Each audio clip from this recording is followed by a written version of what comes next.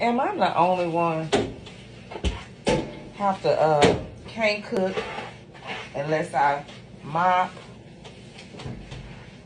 the kitchen every time? Sweep and mop the kitchen. I can't cook unless I know before I cook.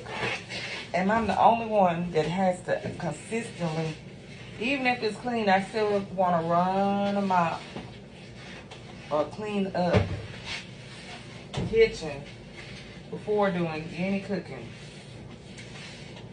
I mean, literally. It irks me to be in the kitchen. I just can't do it.